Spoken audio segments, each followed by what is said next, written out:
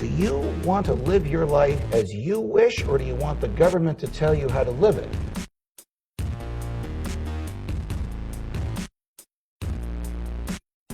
And then nobody's liberties will be safe if the government takes the attitude that it can take whatever it wants.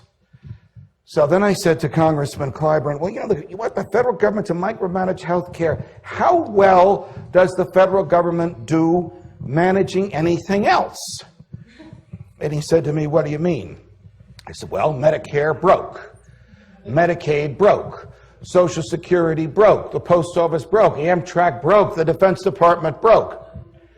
When the Mustang Ranch in Nevada was taken over by the IRS for failure to pay income taxes, and the government ran it, they bankrupted it. So let me get this straight, Congressman Clyburn. The government can't provide booze and hookers to truckers in the desert, and they want to manage health care.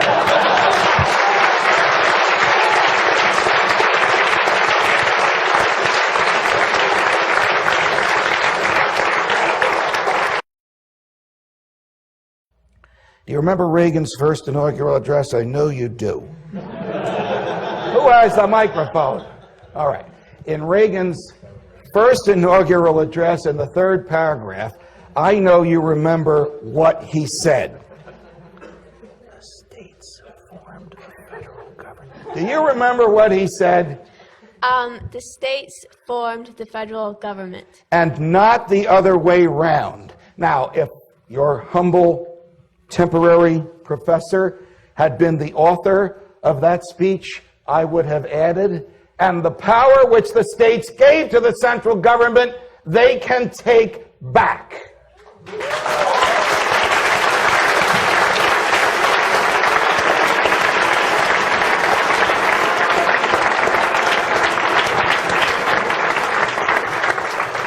They can even nullify.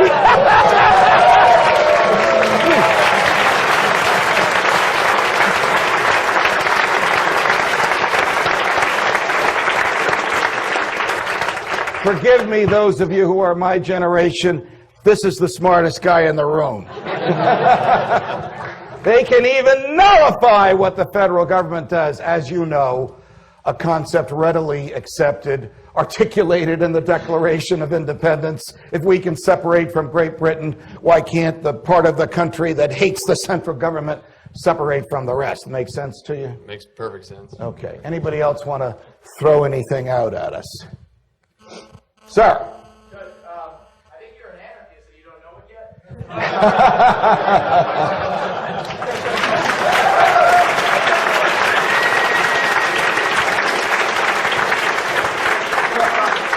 yet. Do you hear me denying anything?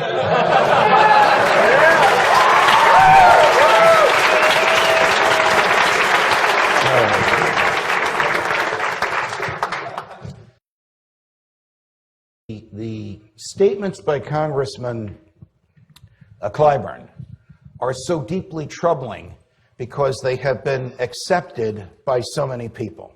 I'll give you an example. I was interviewing Governor Palin on my show, and I asked her the following question. Governor, you were the victim of an email hacker. He hacked into your computer, got your personal records. The government prosecuted him, tried him, and convicted him. Yes, right.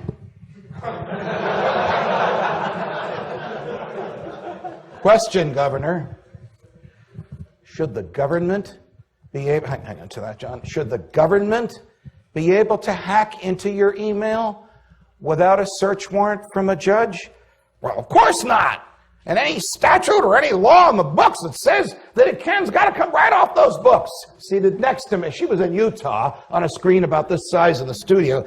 Seated next to me was Congressman Paul, who said, I'm one of just 16 Republicans that voted against the Patriot Act. He could have said, but he's a gentleman and didn't, that she campaigned for when she ran with John McCain. So, does a person's attitude about freedom change when they are the victim?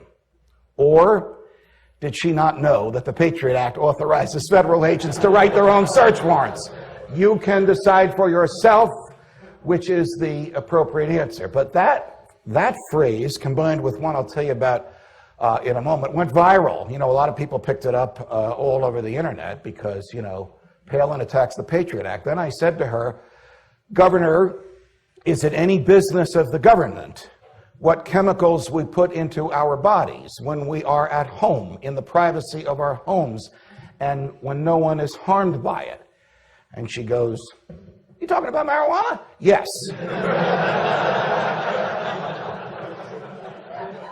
I don't think it should be legal, but I don't think it should be prosecuted. What? Right. What is exactly what I said. That, of course, went viral. Palin in favor of legalization of marijuana. Sometimes when you present arguments in a way that emphasize the ignominy of the government and natural freedoms, people will accept those arguments, forgive me, without even realizing what they're saying. I don't know what her thoughts were when she said that, but if you are before groups or in front of the camera, you need to understand ways to make these arguments so that the government is shown as the destroyer of freedom that it is, and the individual is shown as being having primacy over the government. Now, it's not always easy to do that. You can explain things like that. I learned a lot of this from Woods. When you can explain things like that, people understand exactly what's happening here. You may not talk about the majoritarian impulses of the Fifth Amendment.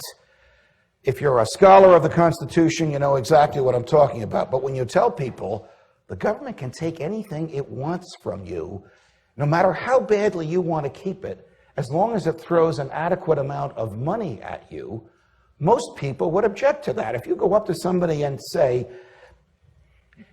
do you want to live your life as you wish, or do you want the government to tell you how to live it? Now, that's a question that really only has one answer. I don't even know how Congressman Clyburn would answer a question like that. But you have to confront the adversary and put that question to them and bring these things that government does to us right down to the basics of who makes the decisions in our lives. The Constitution. What's more important, the freedom or the Constitution? Almost everybody who was a judge in the country today would probably answer the Constitution. But I would argue that the Constitution embodies the natural law, and it is the duty of judges to uphold the natural law, no matter what the majority says. The whole purpose of an independent judiciary is to be the anti-democratic branch of government. What do I mean by that? The anti-democratic, lowercase d, branch of government. Wait a minute. To be the Oh, they brought the mic. Thank you. to be the branch of government that's not decided by majoritarian vote, but has its own authority on what's right and wrong. Why do we want an anti-democratic branch of government? I thought the majority rules, Joshua. Because if the majority rules, it can steal the rights of the minority? Precisely. Because if we did not have an anti-democratic branch of the government, there would be nothing to prevent the majority from taking the property or the freedom of the minority by a simple vote. Hitler was elected pursuant to the laws that existed in Germany at the time by some sort of a majority vote. No one could seriously argue that simply because the majority has voted for something, that it is worthy of protection in our hearts or by the use, I'm getting back to your great question earlier, of our courts. So there should be no question in anyone's mind that the duty and the affirmative obligation of the courts is to protect natural liberty.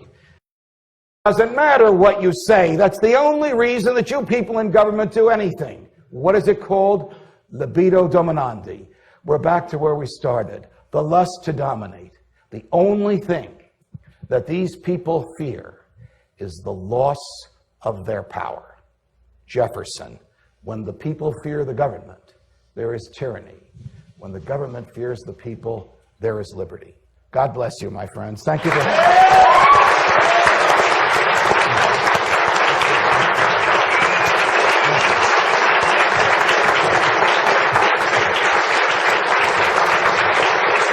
You're a good sport.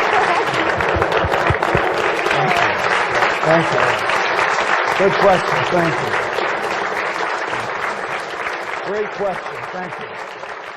Thank you.